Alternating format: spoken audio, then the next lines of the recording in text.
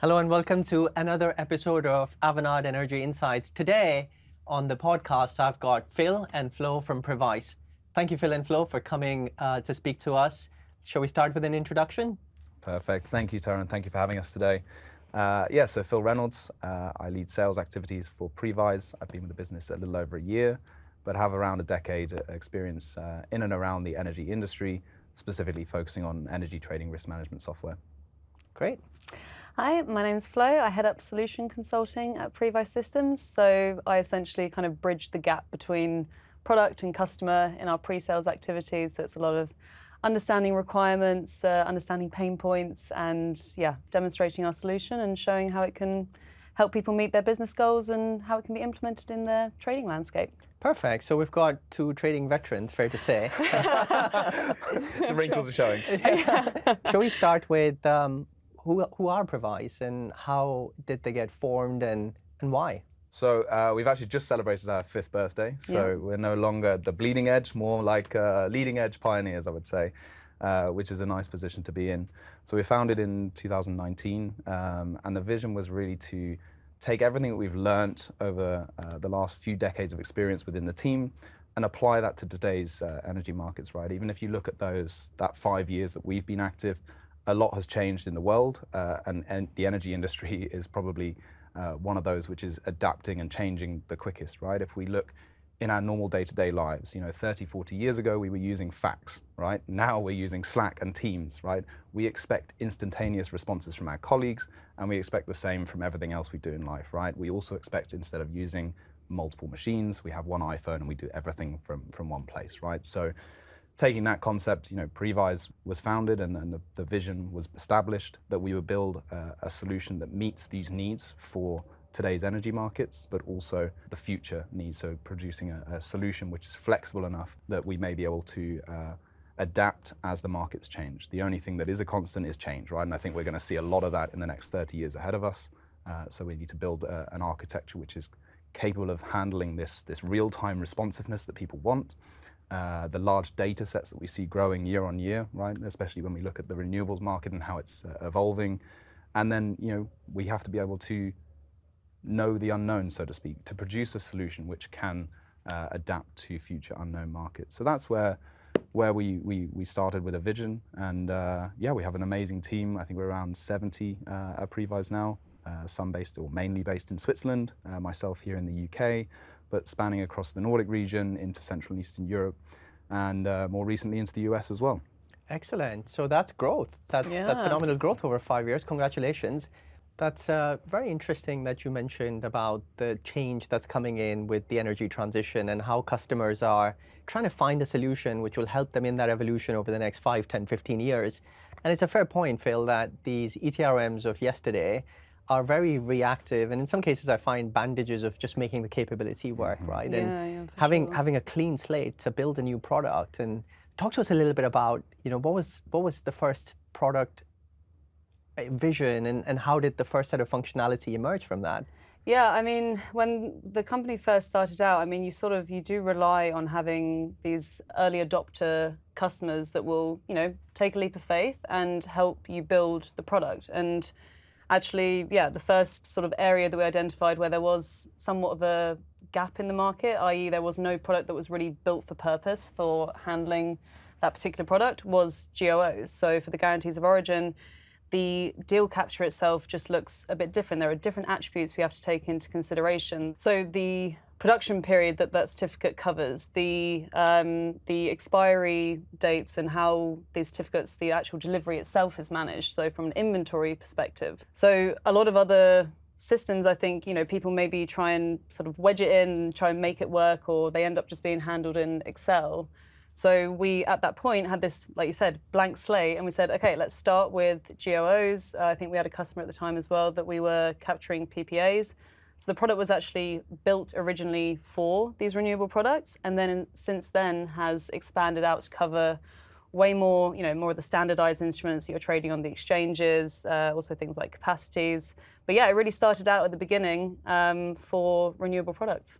Perfect. So let's cover a couple of things that you mentioned. The guarantee of origin, if you have a renewable asset and you're generating green electrons, then you get a certificate as a byproduct of every Yes. megawatt that you create, and it's tradable. And so as more renewable comes on the grid and more certificates come out, there's an opportunity to trade those certificates to offset some of the carbon in your supply chain. So modeling that in legacy ETRMs that were never meant to capture that product type has been difficult, and that's certainly where you started to solve the problem from. So what does the commodity spread in the product look like?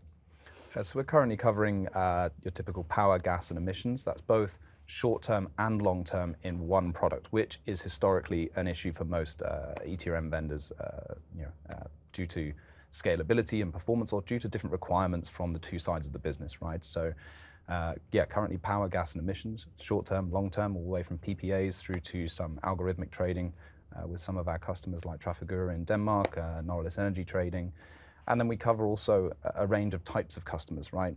So depending on what the customer profile is, they're going to be trading different products. So we have some who are generators, we have some who are utilities, we have some who are pure spec traders, right? Of course, we also want to drive into other areas. If any I&C customers out there want to look at pre-buys, that's something we'd be very interested in, right? Those who are procuring feedstocks for their business also have a big exposure.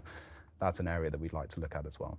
So tell us a little bit about your customers. Who are your customers? How many of them? What are the key areas in the geographies that you operate in? Sure. So we've got 20 customers currently, all throughout Europe. So the likes of Ørsted, Norilsk Energy Trading that I mentioned there, Sinoco in Germany. We have a few Swiss customers.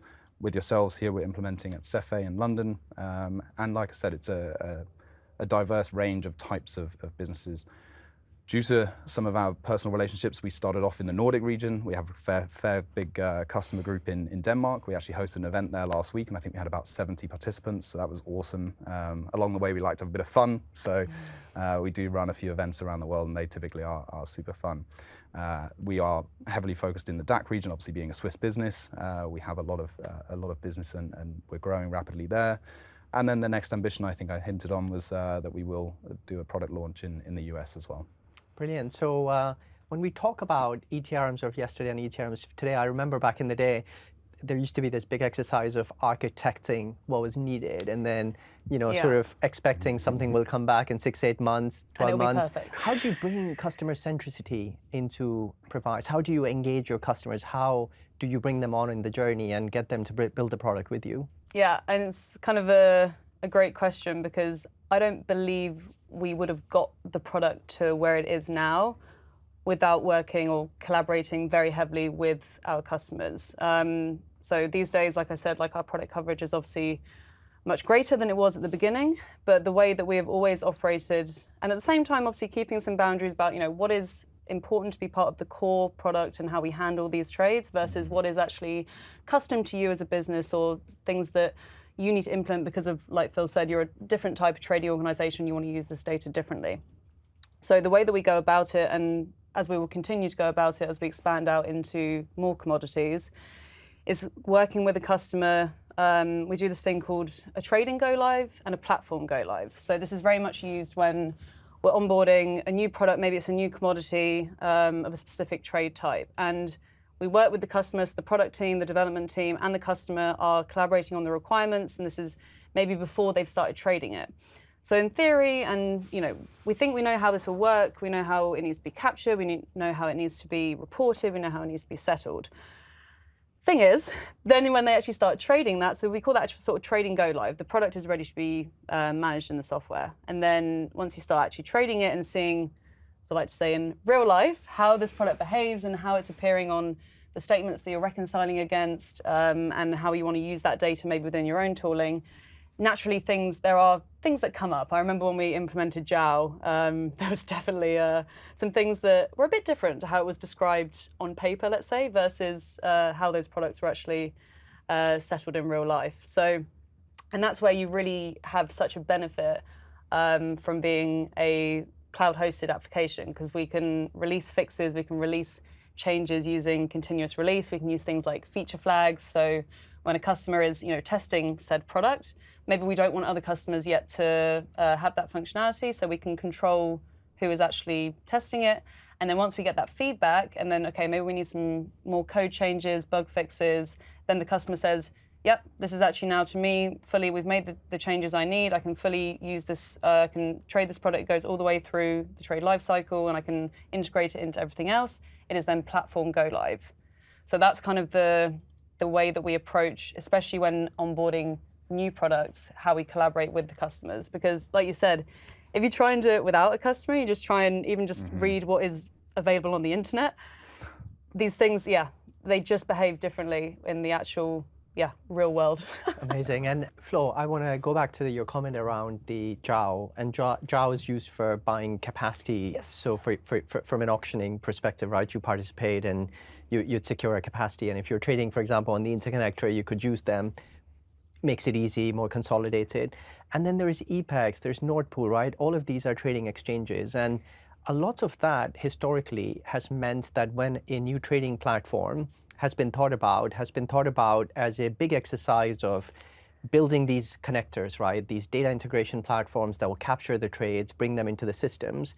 But you've got a different approach to that, right? You've sort of almost built a marketplace, which allows you to, as you said, Phil, build the core, build the car, right? And bring the goodness of the community, the ecosystem to help build the roads, the networks around them.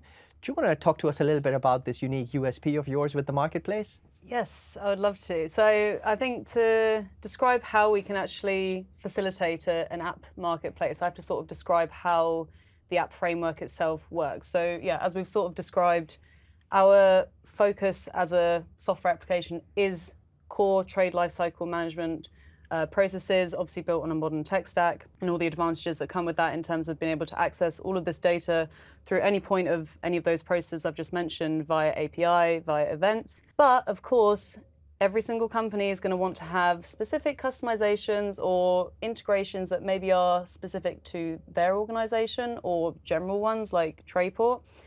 So you have to have a way to actually be able to further extend that core functionality, but maybe just specifically for one customer. So that's really how the framework has been built and designed. So we utilize technology such as Docker. So that means developers can literally code, build, manage all of the different versions of their code within a sort of independent, isolated space. And then once it's ready, release it into whatever the environment is. Now, that could be just their own custom private app that they've built. Maybe they need a custom view that just makes someone's role a bit easier in the manual tasks that they maybe need to do, which we would never add as the core. But again, the ecosystem allows you to do that sort of thing.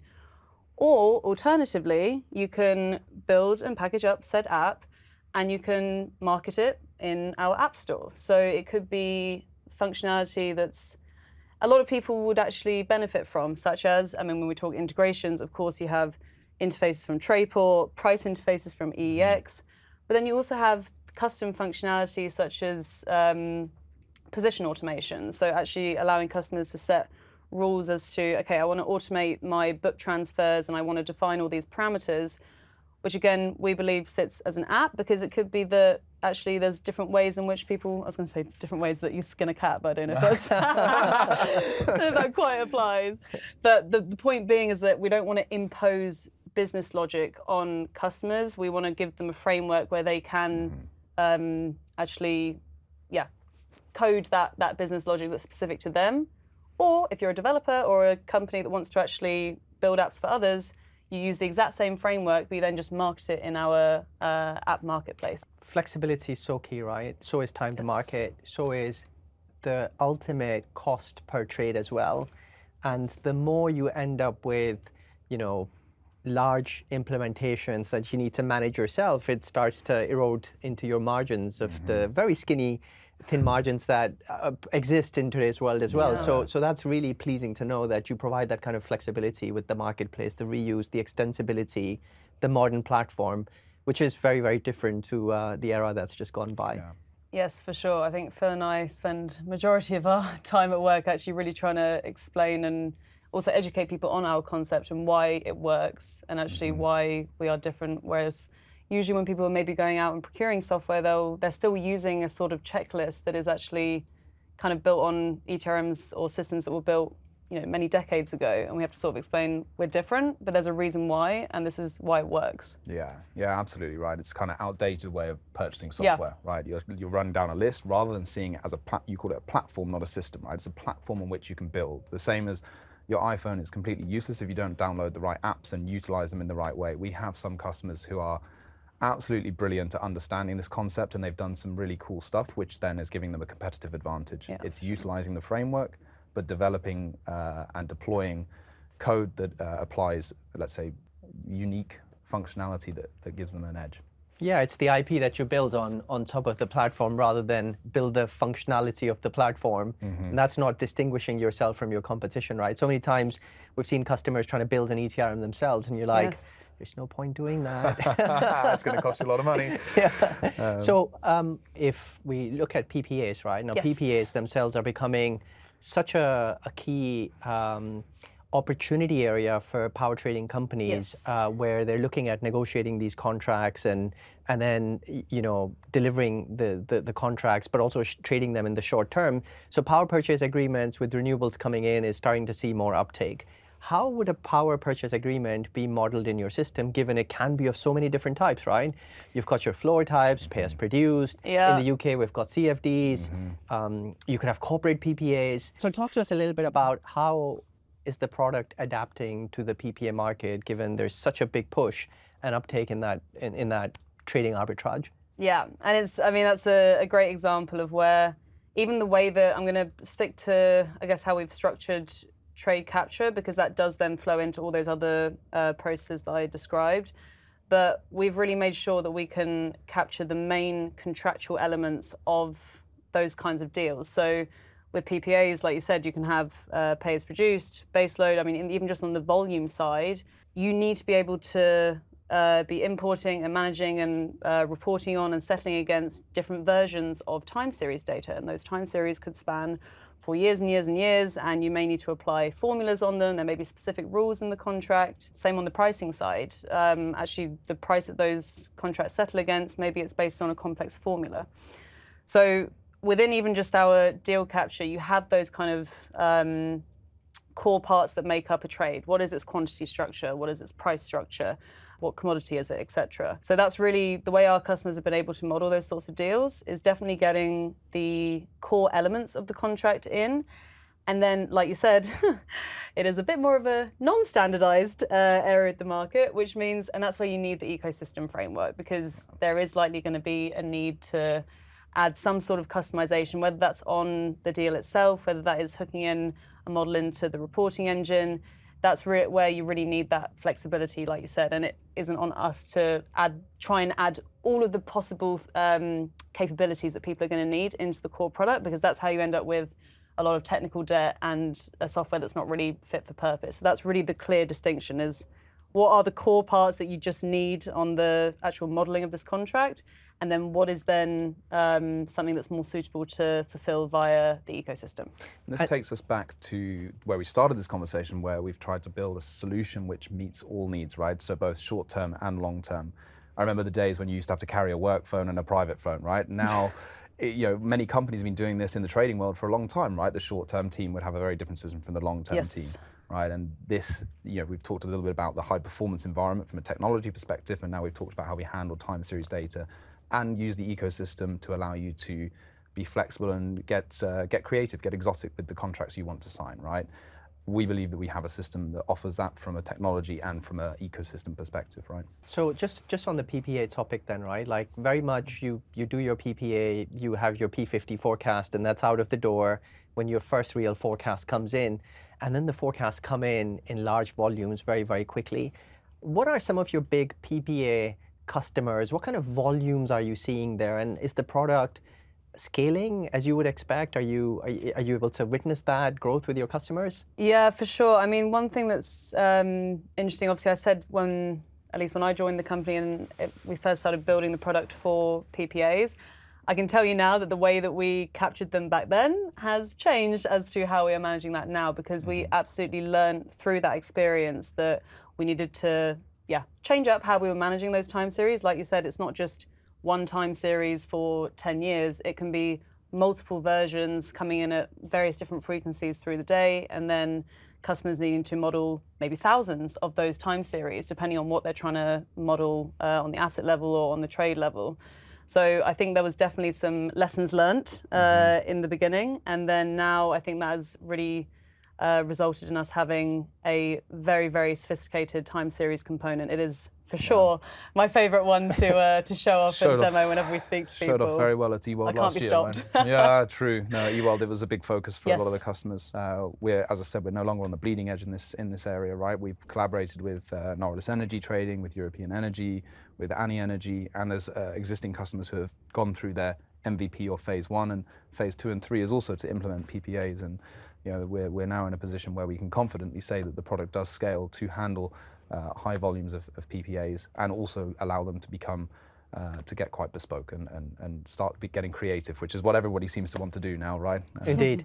And if we look a little bit under the bonnet, so let's open the bonnet. We've heard it's brilliant, and by the way, we love Microsoft Azure. It's in our DNA. We've heard. And you guys have built the product to use all of the cloud native capabilities, which is incredible, right? So it's not about provisioning VMs, waiting for them to come on. You're using your eventing architecture. You're using your microservices, your cloud native databases. So talk to us a little bit about, as you build that product and you roll out new releases, what does your DevOps, your automation, your testing practices look like? Yeah, so I mean, as you've said, we've kind of obviously moved away from, I think, what people maybe are a bit more used to within the ETRM landscape, which is that, you have a version of the software and then you have to wait X amount of time for the next release or the next patch. And then, if there's a bug, then, tough luck, you're gonna have to wait X amount of time. So actually building, like you said, the application in Azure means that we use something called continuous release. So most of our software is essentially sort of separated out into different components, and those components have independent release schedules. So they will, if there are new features being rolled out, if there are bug fixes that are being rolled out, they have their own independent release cycle, which includes, of course, automated test cases being run through. And then, again, I think I mentioned before this, the feature flags as well. So if it is like new functionality that maybe we're piloting a few customers with, and we don't want it to impact other customers, we do have, again, that ability to turn it off or on, or even phase it. There's a setting I've seen as well where you can do like 70% like a or canary like 50%. deployment and gradual exposure to customers. No, I mean, from a commercial perspective, obviously it's great, right? Having this continuous release. First of all, being cloud native allows us to deploy the system super quickly, right? As you said, there's no provisioning of VM and stuff, right? When our customers sign a deal, we can pretty much provision their environment and add their users with the basic security settings the next day, right? Our tech ops team can do that. That's fundamentally different from the experience that you had as an ETRM purchaser many years ago, right? And I think even now, I don't think there's many people who could say, tomorrow I can provision you an environment and your users can log in, right? That's a fundamental shift. On the other side, of course, being totally cloud native provides us scalability, almost limitless, right? Yes. Okay, there is a cost aspect to that, and we continuously work with our tech team is working with our partners to continuously improve and optimize the code and look for ways to reduce our customers' total cost of ownership. But it also means that they can scale to hundreds of thousands of trades a day, which is what we're seeing in a lot of the requirements now, right? They might not be doing it today, but the expectation is they'll be there in a few years' time, and they want to know that they future-proof their solutions, right? So it gives us a lot of flexibility in what we do. So what else are customers asking for, right? Like flexibility, they're asking for, and you're giving a lot of it. But what else is the common theme of questions and requirements that are emerging from your customer base? What aren't they asking for, right? No, look, I mean, fundamentally, the market has moved more to a short-term intraday, day-ahead market, right? So we see a lot of new market entrants in that space, right? Small companies who no longer have a big front, middle, back office. They really are analysts who are trading on the market either via bots or via some kind of trade execution tool, right? So the kind of personas that we're seeing in that area are changing. So we're seeing that those customers are asking for a very high performing environment. They want connections to the market out of the box, right? So with our ecosystem provides that for the standardized ones, right? Your EPEX connectors, your prices from EX or EPEX Spot, this kind of stuff, right? That's one end of the market that they're after. On the other side, people are asking for a future bulletproof product, right? So I want as much standardization as I can get in today's product, but I want to be able to extend that to meet the future requirements. Maybe I want to start trading hydrogen. Maybe the regulatory requirements change, right? And we all know that's going to happen, right? That's a constant in our life, right? It's on the horizon. That's a constant, right? So I want to be able to make sure that I can export the data to some kind of solution like a Fidectus or an Echius and remain compliant without a huge IT project to do so, right? So that's the other end of the scale, where people are looking far into the future and saying, what do I need from my IT stack? Yeah, I think the phrase that we hear a lot is also, I want something lightweight that's not gonna, if we suddenly start trading or need to jump and take an opportunity in another market, I don't want this to be a 3-year implementation to do so. And I think, the lightweight phrase, I mean, I think systems like ETRMs or energy trading systems, I don't think will ever be fully lightweight because it is complex software. But at least when they come to us, what they want is, I want something that I can get up and running and get trading, and I don't want my IT to hold me back. Yeah. Because that's what you see a lot of, is that actually people want to be able to take advantage of opportunities or move into new markets, but their systems simply are holding them back from doing so.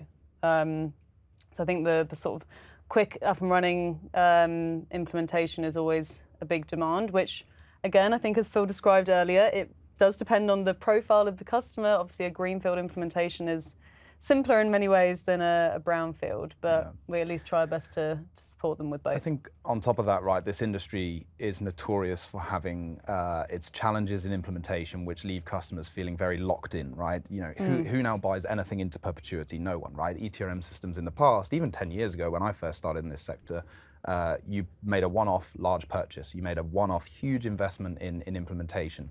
And you were kind of stuck for 10 years, right? Unless you did something really drastic. So they're looking for this more new modern world where we rent our software. And yes, you hope they never leave, right? But you're not tying them in. They're not stuck. They're not buying big on-prem servers, which cost them a fortune up front. So you have to make use of them. You have to make the ROI make sense, right? So it's a very different sale. It's a very different interaction with our customers. Much more on the collaborative side, much more on trying to present tools and suggest ways to combat the generic challenges we see. And they stay back for the value that they continue to get from the product. Feature flags. I mean, feature flags in software engineering is such a great concept that we see being applied to new tech, right? With containerization that you talked about, with event-based distributive architectures and microservices. And to start to see that emerge in an ETRM is such a fresh breath. What have been the most difficult instrument types or products that you've had to get into the system? I mean, I was speaking to a customer the other day and they wanted to book like capacity contracts, and they were like, oh, okay, well, capacity contracts, it's going to have 8 legs, and then that's going to have another leg, and this and that. And it's like an interview, like, what are your weaknesses? I mean, always a hard question to answer. I'm racking my brain. You could just say nothing. It's all easy.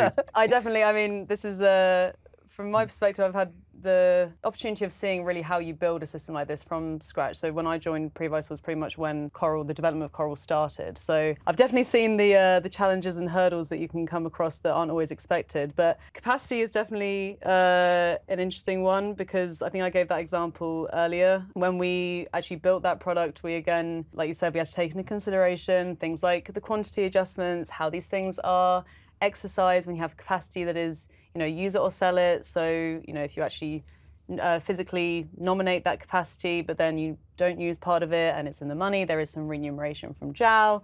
Then you have purely financial capacity, which actually needs to then reflect the cash flows that are coming in. And that was a big project when I was in product management. And it definitely, again, was something where we really saw this feedback from the customer at the time, from specifically their back office. And they just said, this whole process, like reconciling these invoices from JAL, used to take weeks. And now I'm doing it in essentially an hour. They've automated a lot of those checks. So that was definitely a good example of complexity. I think, the only other particularly tricky or products that have surprised me is sometimes within, I think so we provide master data as a service. And a lot of that is Exchange exchange-based data to facilitate the capture of these trades. So your instrument definitions, the expiry calendars, and cascading rules, for example.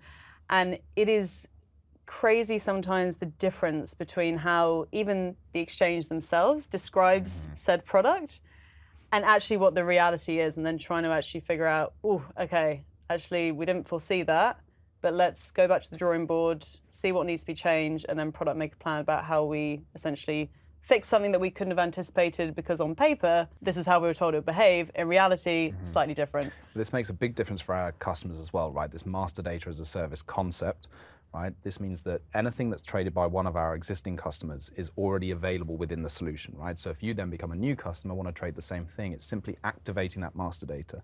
What does that really mean? It means that we've tested that product end to end, from trade capture through to settlement, right? And everything in between. So this really expedites, well, firstly, it drives confidence in the product, right? That it can manage whatever product it is end to end. But secondly, it expedites implementation projects tenfold, right? This is definitely a project implementation accelerator that we use for the likes of Traff Denmark, right? Yeah, I mean, I spent a lot of my prior job setting up a lot of that data each time on projects when it's actually, again, it's data that can be provided, is publicly available, is known. And that really does save a hell of a lot of time. And I should thank you for that, Flo, because I constantly hit the API of Provise to extract that metadata, so you to speak, do? right? Yeah. Wait, do you really? Because it's so useful, right? Like, I love to hear that. Otherwise, you would have to just source it from all of these providers and then start to like rationalize it yourself, which before you know it, is so much effort. Yep. Yes, exactly. And I've had the same feedback from some of our other customers saying, well, you know, we were trying to build an interface to this particular platform and they're not sending us any delivery information. So we actually ended up just calling your API for your calendar periods, and then we use that instead. That is so great to hear that you also use it. It's also a lot to maintain, right? You know, each year, you know, a lot of companies are investing significant time into maintenance, right? When we set out, we wanted a faster, better, simpler version of an ETRM, right? And that's part of that is reducing the effort required by our customers to maintain that. We have a whole team behind it, and it's truly a value add. And I think that's the reason I brought it up when you asked, like, you know, what has been the most complicated product to implement? Because I actually think, unless you've worked in a role where you've been in charge of maintaining that master data, then you don't realize the complexity behind, like, the ways in which it's described. It varies from exchange to exchange. There's different understandings or interpretations. It really is. It's a full team job, and I've worked quite closely with them as well to actually provide that to our customers. So the Queen passes away. There's a new holiday calendar. Oh yeah, gas spot calendar is always fun. Yeah. So 5 years, some really big implementations, a fantastic product, built ground up for the future. Where are you going next? What's on the horizon and the roadmap for the next 12, 18, 24 months? Maybe that's too long for a company like yours, right? Where you're constantly innovating. Well, I don't know what I'm doing tomorrow. No, it's a great question, right? I mean, first and foremost, we're a product company, and therefore we invest a lot into R&D. You know, a typical software company is around 15% of revenue. We're almost double that, if not a little more, right? So we're heavily invested in the product. Now, where is that investment going? It's typically into extending the system that we already have, right? We're deepening the features, we're broadening the functionality based around customer priorities, right? So as I said, we have a very collaborative team and we have very collaborative customers. We're never going to build something and hope someone buys it, right? We're constantly in communication with our customers to drive that roadmap. Now, because we have the continuous release, it also allows us a little bit more flexibility in our roadmap. It's not that we don't have one that spans onto the horizon, but it's a bit more flexible, right? We can change priorities, not at the drop of a hat, right? That's not smart business, but you can change priorities as the market changes, and that's what we're doing, right? So that's really where we're driving the product. And then as a business, we're obviously growing in terms of a team, right? We already have a truly fantastic team. A lot of us have worked together for many years, even prior to Previse, right? And I think that shows in our collaborative approach. And we want to extend that team throughout the whole business, right? From a delivery perspective, of course, we want to grow that side of the business. We want to grow the sales side of the business. And of course, product, we want to bring great new, fresh minds in that don't have that legacy ETRM mindset, right? From different areas of business, bring new ideas around technology that can be applied in this sector. So there's just the product side, and there's a growth of our company and culture as well. Okay, and new geographies? Hopefully, yes. You hinted to it, but yes, we already have a few of our esteemed colleagues in the US. Flo will be spending some time in the US next month. I will. And we're kind of getting ourselves ready for product launch there. Of course, it's a completely different market, so we built the market model for Europe. We're doing that with our colleagues in the US at the moment and looking for kind of first movers in that market to work with them as pilot customers. The contrarian view is hydrogen may not turn out to be the future commodity, or it may. Is it on your horizon to enable in the product?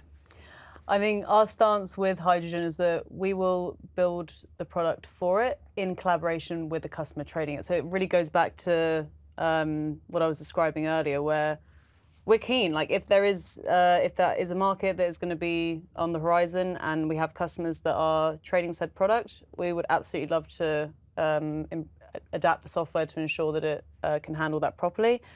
But we need to do it in collaboration with the customer. We would never want to spend the time and resources, like you said, predicting how this product may behave. It just doesn't work. Yeah. So what are the predictions? Given you work with customers so much, right, and you build the products, what are your big predictions for the future ahead? Talk to us about your top 3 predictions and the sort of technology trends that you're seeing associated with that.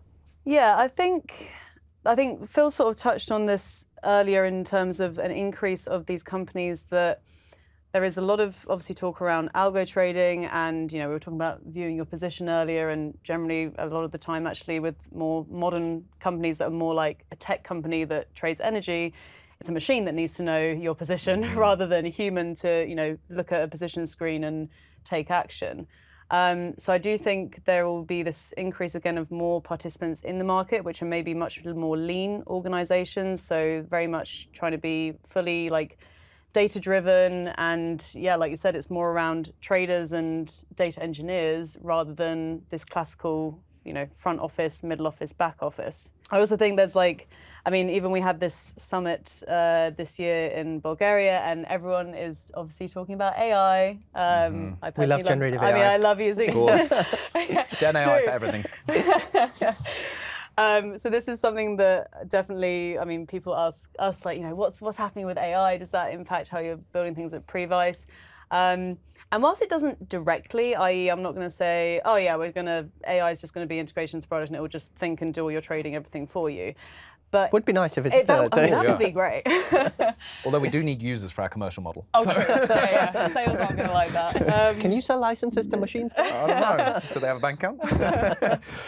But it does, the conversations around AI and machine learning, and where we probably see this more in kind of front office and middle office tooling, it does rely on having a solid foundation layer of data, which typically within this industry has been quite fragmented and all over the place and in different systems. And that's where you see more this need for a modern tech stack, having, I've kind of hit the point many times in this conversation around this common data object and standardized way of retrieving data and calling functions. But ultimately, yeah, in the future, if we keep using these kind of models within trading, you need that foundational data that systems like ours provide to be available in real time and easily accessible and common across the business. You can't have 5 different versions for a company name or something. It has to, you need that foundation layer to then be able to get the most out of those kind of tools. From my side, I had a presentation from a guy from Databricks who said, we live in a world today where there is never going to be less data than there was yesterday, right? So it's not just the volume of data, it's the types of data that you're collecting. And I think that's leading to a more modular approach to an IT landscape, but also a best of breed in terms of the people you work with, right? If you're working on weather data, that's very different from climate data, right? Weather data being under 15 days, climate being beyond 15 days. That probably needs a different provider to analyze and get the best insight and be most effective with that data, right? That's just one example across the multitude of types of data that we see every day passing close to or through an ETRM. And that's leading to a best of breed approach in tech and in the partners you work with. And that's the big trend that I'm seeing, is that you probably need to find good people around you, the right teams, and put the right products in the right place with modern technology to allow them to communicate, right? Again, there's people out there who build the roads for Henry Ford to drive his car on, right? It's really important that these things have data highways, basically, to communicate together. Love that. But what I also love is position managers in systems aren't being looked at by humans, they're being looked at by machines. Yeah. You heard that first. Florence Hayden, 2024. Well, thank you, Phil and Flo. It's been a pleasure having you with us on Avanade Energy Insights, and thank you for sharing all these insights, and we hope to have you back again in the future when you've expanded into more geographies and expanded the product into more commodities, and come back and talk to us more about more insights. Thank We'd you, love sir. to. Thank you so much for having us. See where we are in a few years' time. Yeah.